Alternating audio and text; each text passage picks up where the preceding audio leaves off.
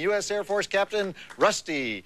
And our training films are the hilarious Charlie Sheen spoof Hot Shots, followed by Lou Gossett Jr. in Aces, Iron Eagle 3, movies that are not authorized by the Air Force, by the by. Well, it's time for our second feature starring Arnold the Barbarian, Conan the Destroyer, and we'll be ogling more muscles to earn that one bodybuilding 304 credit tonight, including those of Grace Jones and Wilt the Stilt Chamberlain, Arnold's co-stars in Conan the Destroyer. And I'm not going to go into too much detail here, but suffice it to say that Conan the Destroyer is at least twice as good as Conan the Barbarian, because you know how in the first one Arnold says about 20 words in the whole flick because he's trying to communicate with Sandahl Bergman? Well, in this one, Arnold only says about 3 words because Sandahl is dead, right? She's one dead pork chop. So we're talking more thwacks and less facts, more pecs and less sex. Arnold, the only actor in history who has muscles on the outside of his skin, gets blood on his deltoids in almost every scene of this movie. So anyway, let's take a look at the drive-in totals and then get back to it.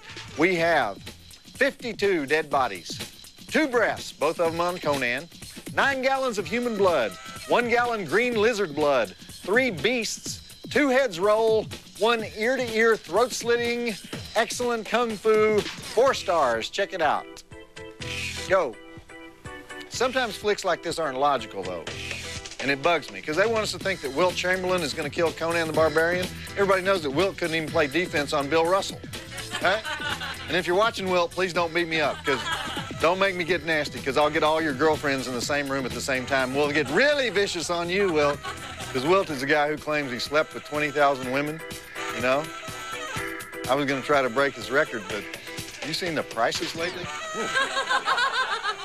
First, there was my TNT Monster Vision website with the famous caption contest, which is still going strong, I might add. Then we added the incredibly sexy Monster Vision t-shirt, coveted by would-be prize winners everywhere. Then we added the Find That Flick contest, in which you can win all kinds of free junk just by knowing the plots of weird movies. And now we proudly present Joe Bob's Summer School website, which is the perfect companion to my summer-long movie lineup on TNT. Well, not the perfect companion. Jennifer Lopez would be the perfect companion. But my point is, I'm slowly building an empire here at TNT. It's no longer possible to take me lightly, and I'll take just as much time as I want with this promo. Okay, to find out your class assignments and guest lecturers, get on the information superhighway and drive to tnt.turner.com/summer school and enroll at Joe Bob Summer School now at tnt.turner.com/summer school. Back to Joe Bob Summer School and Conan the Destroyer on TNT. See, it's already better than the first one, isn't it? It's faster, it's more interesting, it's got better characters. Arnold is still going around slugging horses and camels like in the first movie, although come to think of it, that's a direct steal from Blazing Saddles, isn't it? Wilt Chamberlain, wearing the world's worst wig and 9,000 pounds of wet mastodon fur, is still pretty decent in his film debut. This was his film debut. And they hired the veteran Richard Fleischer to direct. John Milius directed the first one, and it was not his kind of thing. As you probably noticed, it was slow and plodding, even though it ended up making $100 million and making the second one possible.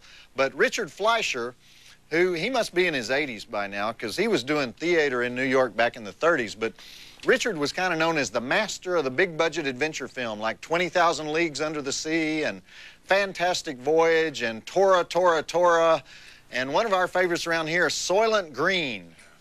Actually, he was originally one of those film noir guys back in the 50s, you know, the guys who did the gritty black and white realism films. My two favorite Richard Fleischer flicks are The New Centurions, remember that one?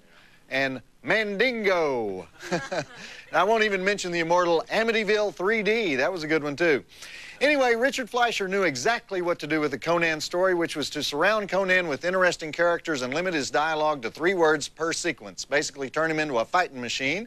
And he also knew it wouldn't hurt to dress up the 14-year-old Olivia Dabo in a nightie with a great bodice on it. Whoa! How'd they get away with that, you know? Put that picture on the internet and the FBI child porno squad comes knocking on your door. Whoa, go, roll it. Richard Fleischer, he's good. Richard Fleischer and Arnold, they probably reminisced about their Austrian heritage while making the film, because Arnold had just become an American citizen in 1983 after he grew up in Graz, Austria. And Richard was born in Brooklyn, but his dad was from Vienna. His dad was Max Fleischer of the Dave and Max Fleischer animation team, creators of Popeye and Betty Boop. So It's in his genes. Those wacky Austrians. Want to win a free video of some obscure horror movie you've never heard of that some guy in West Virginia made in his basement? Of course you do. That's why umpteen jillion people have discovered our Find That Flick contest. If you've never heard of it, forget it. It's too complicated to explain on TV. But you can find out all about it on our MonsterVision website at tnt.turner.com/MonsterVision. And I'll give you one clue. If you're one of those guys who never leaves his apartment except to rent videos, this contest was designed to give heretofore unrealized meaning to your life. Play the Find That Flick contest at tnt.turner.com/MonsterVision. Back to Joe Bob Summer School and Conan the Destroyer on TNT. Isn't Grace Jones great? Grace Jones with a burr haircut jousting and headbutting with Wilt Chamberlain, whose hair is 9 feet long. How good is that? She kind of steals the movie with that wild woman act, you know. The way she got involved in this is that she knew the producer, Dino De Laurentiis. Actually, his daughter, Rafaela De Laurentiis, is the producer of this movie. But she knew him from the 70s when she was doing weird, low-budget movies over in Europe. The last movie she made before Conan the Destroyer was Army of Lovers or Revolt of the Perverts, a German flick made in 1978. Can we get that for the show? Because I want to see that, Revolt of the Perverts. It's in German, though, so maybe I don't. Okay, back to the movie. I have nothing against Germans, but they always have these black and white flashback scenes, you know, where a mime dances on a clown's head with an umbrella in his hand and then slits his throat. You know what I'm talking about? You guys need to get out and see these things, these German, the flashback mime sequence, that's what they call it. They teach it in German film school. Sometimes the flashback sequence has Santa Claus dressed in drag, butchering a pig or something, but they're all artistes over there in Germany. Back to Joe Bob Summer School and Conan the Destroyer on TNT. Hey, what was that? God, they're doing it again. That was about a 2-minute segment. Don't you guys have any respect for the hardworking students of Joe Bob Summer School here? The wizard stole Olivia Dabo, and she's going to be the first to do something in 1,000 years, so we want to find out what that is, okay? Good grief. Okay, back to the movie. I think I represent the typical TNT viewer when I say that you should just charge more for the commercials and have less of them, right? You agree? Well, there's going to be a memo Monday morning, Dear Mr. Briggs, and it's going to be signed Vice President Sales and Marketing, and I'm going to be rattling a paper cup in front of Bloomingdale's, but that's okay, because it felt good for about 20 seconds there, so no regrets, right? Back to Joe Bob Summer School and Conan the Destroyer on TNT. What happened to Grace Jones? There's very little Grace Jones during this part. Okay, I think it might be helpful at this point to sum up the entire plot of the movie thus far. Starts out with Arnold the Barbarian hacking off 9 or 10 body parts with his 1,000-pound Wilkinson sword machete. And then he decks a horse with a roundhouse right like Alex Karras in Blazing Saddles. And then this British bitch queen comes up and tells Arnold to stop messing around with her guards and go bring back the precious jewel from the sorcerer's palace, because otherwise there's no movie. So Arnold says what's in it for him, and the royal bitch says if Arnold will take her virgin daughter to the jewel, then she'll bring Sandahl Bergman back to life. And Arnold says, really? And then a camel vomits on Arnold, and Arnold has to deck him. And then Conan gets the virgin. He starts off for the Magic Palace with his sidekick, a weenie named Mayalox or something, who looks like Gene Hackman's midget brother. But at the last minute, the bitch queen decides to send Wilt Chamberlain along for the ride. So Wilt puts on a spiked helmet with horns, and the queen tells him as soon as they get the jewel to kill Conan. And then they go riding off through the desert until they find these white-faced zombies roasting a Chinese guy on a spit. And Arnold hacks off a few heads and cuts the Chinese guy loose and tells the guy he needs him for his journey, and the Chinese guy wears a beanie and mutters a lot. And then they go to a town where Grace Jones has her leg chained up and she's fighting off 6 guys with a spear, and the virgin princess sees what's going on. And by the way, Olivia Dabo looks like she got lost on her way to the Celine Dion concert, don't you think? And anyway, Olivia thinks it's not fair. There's 6 guys against 1 girl in chains, so Arnold goes over and cuts Grace Jones loose from the chain, and Grace takes a big stick and starts polling people in their privates, and then Grace decides to join the big party on the way to the palace, and then there's a bunch of plot where they go to the palace and get the jewel and kill the one-eyed magician with gold fingers, and Arnold has to wrestle a giant gorilla man in a red cape who comes out of a mirror house, and then the palace falls to pieces and they get away, and then Wilt starts acting funny, and they get ambushed by some Vikings, and they get all banged up, and Wilt tries to kill Conan, but he has a good explanation, so Conan is too stupid to believe that Wilt is trying to kill him. And that's about it, right? Does that sum it up? Okay, back to the movie. Because people go to the bathroom, see, they miss stuff. I did that as a consumer service. They don't do that on TBS. You know what they do over there? I don't even think they watch the movie at TBS. I can't prove it. But it's not about the movie over there. It's about personal greed and ambition. That's what it's about. I'm sorry, but that's just my own personal opinion. They don't make more money than us, do they? And we beat them in the ratings. Right? We do.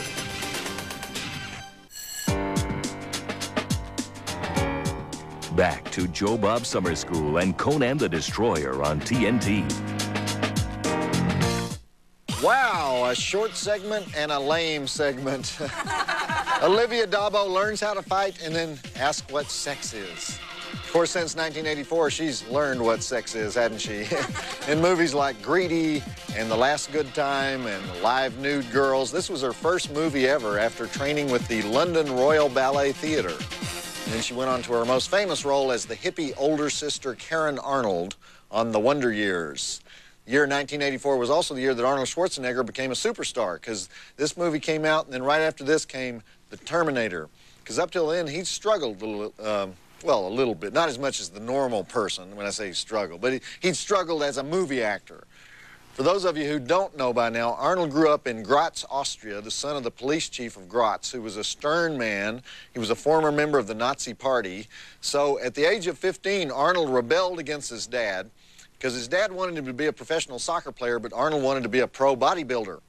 And then he moved to the United States in 1968, and he went to the University of Wisconsin, and he majored in business and economics, and his bodybuilding career just took off. He was billed as the Austrian Oak, and he won Mr. World, Mr. Universe 5 times, and Mr. Olympia 7 times. And ironically, he's so rich today that he owns both the Mr. Universe and the Mr. Olympia pageants. So anyway, he retired undefeated in 1980, and during all those years, he was trying to get into the movies. Now, he made Hercules in New York in 1970 under the name Arnold Strong, but it was so bad, it was never released until 1983, and they dubbed his voice. But then he was in Bob Rafelson's Stay Hungry as a bodybuilder, and he first really came to prominence in Pumping Iron in 1977, one of the greatest documentaries ever made. Love that movie, but he really didn't need the money by that time, because he had invested all his bodybuilding winnings and the revenues he got from his mail-order real estate business, and he was already a millionaire by the time he became an American citizen in 1983. And then he married Maria Shriver, and up until 1993, he held the distinction of being the only major movie star who had never had a flop. Unfortunately, 1993 is the year he released The Last Action Hero, so still a pretty remarkable story. Okay, let's get back to the picture. That's still his only flop, right? Well, Junior. May Junior. But you know, that one and Junior. Well, there's Batman and Robin. Batman and Robin. Hey, the man's 52 years old. He's eventually going to screw up, okay? Rusty the Mail Girl here, inviting you to visit our Monster Vision website. This is the place to get the scoop on zombies, ghouls, road warriors, or whatever happens to be the late-breaking story on this week's show. Check out our Playmate of the Week, or try your luck at the Monster Vision Caption Contest and win a free T-shirt. Or visit Joe Bob's mailbag page, where you can see your favorite fan mail of the week. To find us on the internet, go to tnt.turner.com/monstervision. I'll be waiting. Visit the Monster Vision website at tnt.turner.com/monstervision.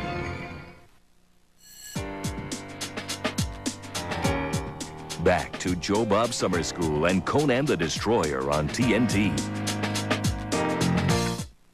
Way too much plot getting in the way of the story here. We got jewels, we got magic horns, we got wizards, we got curses and prophecies. You know, if you read the original Conan books, the stories are kind of simple. It's too bad, but even in the best Conan movies, they don't really achieve what the books did. Because Robert E. Howard wrote 12 Conan novels back in the 30s, and Robert was a Texas good old boy, lived out in Cross Plains, Texas, in the area of West Texas we call the Cross Timbers, middle of gall dang nowhere is where that is, land of the scrub oak and the mesquite, and he never traveled farther than Fort Worth his whole life. He would go to Fort Worth for boxing matches, but that was the only traveling he ever did. And he liked guns, and he liked writing stories, and he hated snakes, which when you live in West Texas, you deal with rattlesnakes all the time. You notice how there's always a deadly snake scene in every Conan story? So anyway, Robert E. Howard never made much money, never got married, just lived with his mother in a little frame house, and he sent stories off to the pulp magazines in New York. He wrote detective stories, wrote poetry, wrote Western stories, but the most original thing he created were these barbarian stories. And then in 1936, his mother died, and he just couldn't deal with it. So he typed a few lines on his typewriter, and he got out his pistol, and he went out to the car, and he committed suicide. And they buried him next to his mother, and he was 30 years old. And when the local newspaper reporter went in the house, he found a sheet of paper that was still there in the typewriter, and he pulled it out because it was Robert E. Howard's last words. And it was a poem, and it said, "All fled, all done, so lift me on the pyre. The feast is over, the lamps expire." Okay, back to the movie. What? They love it when I tell gloomy stories. You like that, didn't you? You know, you can go to the main cemetery there in Brownwood and see Robert E. Howard's grave. And when he was alive, nobody really even knew he was a writer. You know, nobody paid any attention to him. Now they have Robert E. Howard festivals out there in Brownwood and Cross Plains. You ever been to Cross Plains? Anybody ever been to Cross Plains? Whoa. You take the worst desert they show in this movie, it's worse. Not a very pretty part of Texas. Looks like a giant fell on it and mashed all the trees down into mush.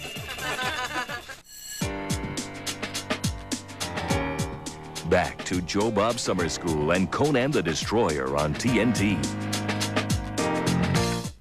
That wily Wilt Chamberlain, you knew he was going to steal the girl, didn't you? Okay, time for the big special effects jamboree conclusion to Conan the Destroyer, where Conan finally squares off against Dagoth, the monster created by Carlo Rambaldi, creator of E.T. You know the only thing I don't like about this picture? Wilt is great. Grace Jones, great. Mako is great as Akiro the Wizard. Olivia Dabo, she's okay as the 14-year-old virgin princess. But it's the comic relief sidekick. You know? Tracy Walter is okay as an actor, but I just don't think we need that guy. One too many characters in the movie, but then that's just my opinion. All right, roll it. Wilt Chamberlain, captain of the greatest team in NBA history, the 1966-67 Philadelphia 76ers. Am I right? Chet Walker, Hal Greer, Billy Cunningham, Luke Jackson, Wally Jones, Matt Gukas. You know why it was greater than modern teams? Better than the Bulls? Slam dunking was illegal. And you know why slam dunking was illegal? Because they actually made up rules to penalize Wilt Chamberlain. They widened the lane because of Wilt. They invented offensive goaltending because of Wilt. They changed the free throw rules because of Wilt.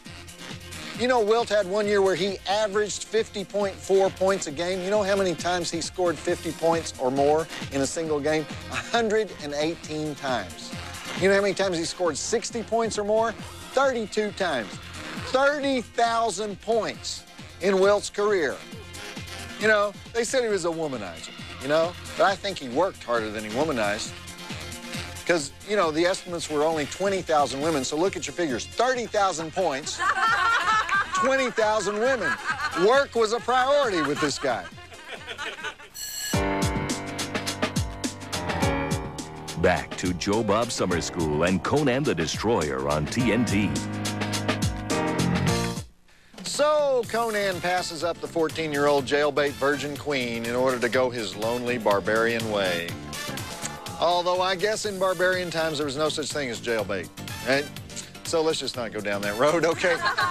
Conan the Destroyer, the film deemed unsuitable by the Dallas Motion Picture Classification Board, even though it got a PG from the MPAA. Universal had to go to court to get it released as a PG in Dallas, Texas. Okay, I want to thank our special guest lecturer, Karen Voigt, for helping us out tonight. And I want to remind you that next week's summer school class is on applied aeronautics from World War II to 5 minutes ago. And our guest will be former Air Force pilot Rusty, the TNT mail girl. And we'll be at March Air Force Base on a field trip to do that show. And I'd like to be her co-pilot, if you know what I mean, and I think you do. And we'll be watching the wacky Air Force comedy Hot Shots and the third in the Lou Gossett action flick series, Aces, Iron Eagle 3. And that's it for me, Professor Joe Bob, reminding you here on Bodybuilding Night that inside every fat person is a thin person struggling to get out. But they can usually be sedated with a few pieces of chocolate cake. You guys hear the one about Hercules, Sleeping Beauty, and Quasimodo? Well, they were talking one day, and Hercules says, I reckon I'm the strongest person in the world.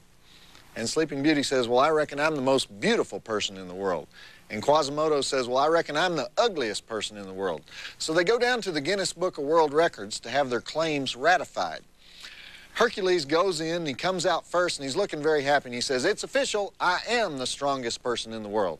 Sleeping Beauty goes in, and she comes out next. She's looking ecstatic, and she says, and I am officially the most beautiful person in the world. Quasimodo goes in, he comes out, and he's completely crestfallen. And he says, who the hell is Linda Tripp? Joe Bob Briggs reminding you that the drive-in will never die. Big movie producer is talking about his new project, an action picture about famous composers. And he's going to have several top stars in this movie. So he's going to use Sylvester Stallone, Jean-Claude Van Damme, and Arnold Schwarzenegger. So the studio wants the box office power of all three of them, so they tell them they can pick whichever composer they want to play. So Sylvester Stallone says, well, I've always liked Mozart. I'd love to play him. And Jean-Claude Van Damme says, Chopin has always been my favorite. I'll play him. And the producer is really happy, and he says, sounds great, but who do you want to be, Arnold? And Arnold says, I'll be Bach.